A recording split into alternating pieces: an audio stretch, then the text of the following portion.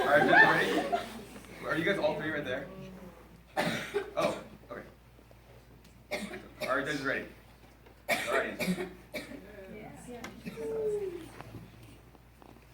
Good afternoon, 8th graders. We've temporarily kidnapped your teachers and infiltrated your scheduled assembly on dress code compliant footwear to bring you the following public service announcement. Over the next several minutes, you will see a series of tips and tricks that will guide you through your upcoming four-year night. So please, listen closely while we change your life. Presenting for the first and only time, How to succeed in high school. without really trying.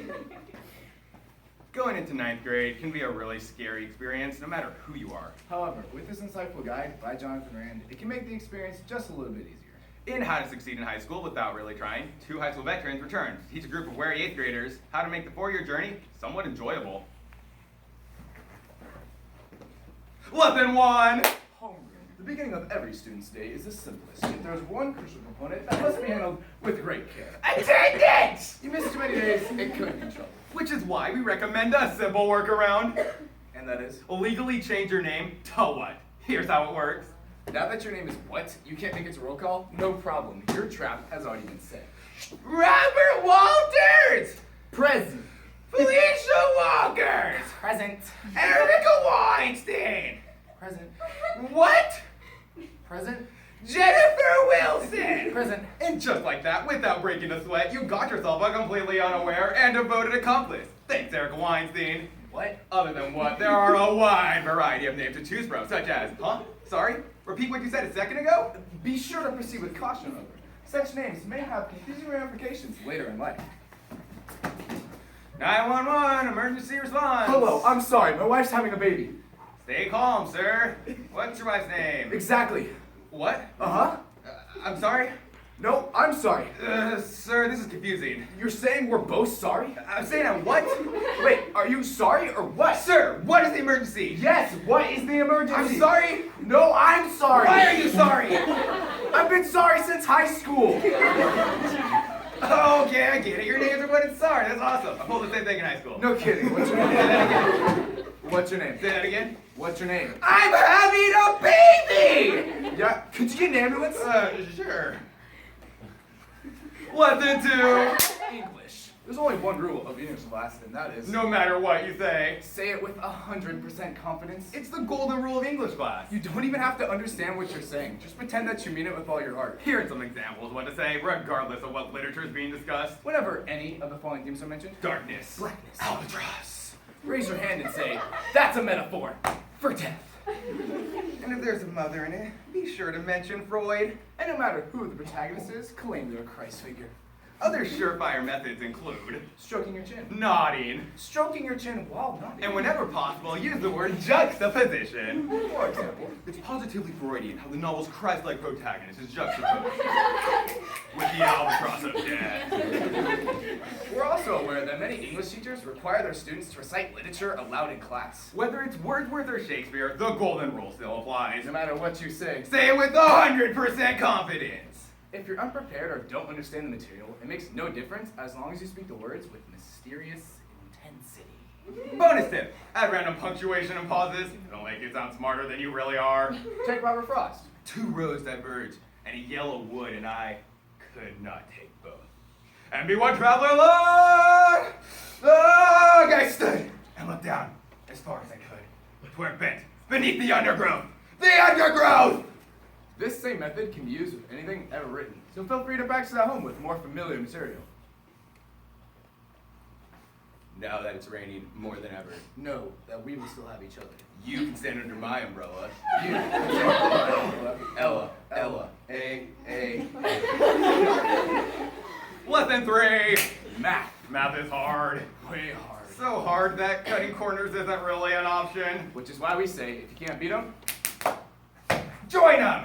and here's how. Step 1, identify a math partner. This partner must be, without a doubt, the best at math in your class. You're looking for a very specific breed of student, so selection process is key. Allow us to demonstrate. Say you're a girl.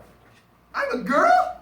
And you're looking for the best male mathlete in your class. You must carefully scrutinize your subject's options. Subject A. Know the subject's higher than average definition of arm muscles. This likely means that said subject spends a disproportionate amount of their spare time in the weight room. And as the saying goes, if you're wailing on the specs, He's not solving for X. physique test fail. Subject B. Determine if subject's cologne can be identified at a 10-yard radius. Cologne check. Eternity? For men. It can therefore be inferred that the subject's focus is on what's inside his mirror, and not what's inside that parabola. Smell test fail. Subject C. Socks match scarf. Style test fail. Subject D. Subject's 5 o'clock shadow and barbed wire tattoos clearly indicate this subject is well into his 20s. This likely means that said subject is probably taking the same basic algebra class for the third or fourth consecutive year. Fifth! Each test fail. Subject E. Below average physique. Faint odor of generic brand body soap. Attempt at matching yellow and purple. Suitable age range as evidenced by the door of the Explorer lunchbox. Furthermore, said lunchbox can indicate an even younger age, implying at least one or more skipped grades. Ladies and gentlemen, jackpot. Step 2. Use complex strategic maneuvering to arrange a social interaction. You want to go out? Yes! Great. Automatically master math through osmosis.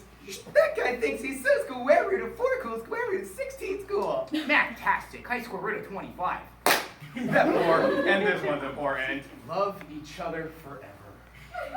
Unlike in the movies where the girl only uses the master to succeed and then run off with a high school quarterback, this is real life. And in real life, even though algebra may seem out of touch and socially inept, In 10 years, when the cool kids have long since lost their cool, math man grows up to be the most centered, most driven, most least awful guy you'll ever meet. you do the math. Lesson 4. History. What's the hardest part about taking a history test? The answer, of course, is the dates. That's right, dates. And we don't mean the kind of dates this creepy guy goes on. Hi there. We're talking about moments in history. And there have been quite a few moments in history. How many wars, treaties, and revolutions have there been? A lot. At least 4. What you're about to see is an actual example from an actual American history test. When was the Battle of Mathematics? A, 1861, B, 1863, C, 1865?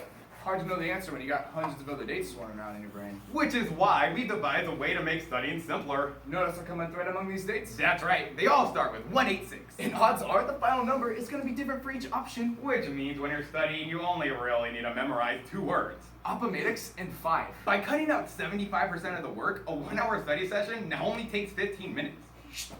Declaration 6, Watergate. 3, Moon. 9. It's that simple. 1 digit is all you need. A word of caution, however. This special method may cause confusion elsewhere in life. Congratulations, class 6. It feels like only yesterday we were freshmen. Back in 2. And the Red Sox are 4 world champions! So tonight I'm gonna party like it's 9!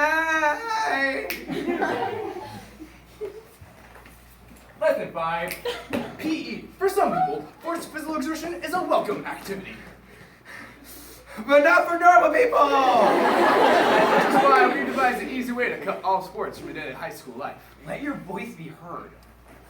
We are sick and tired of the violence, of the barbarism, of the inhumanity. Ah! Bone-crushing sporting events are trading our bodies and our souls. Ah! Just look at what happened to Timmy Johnson's finger. It hurts a little.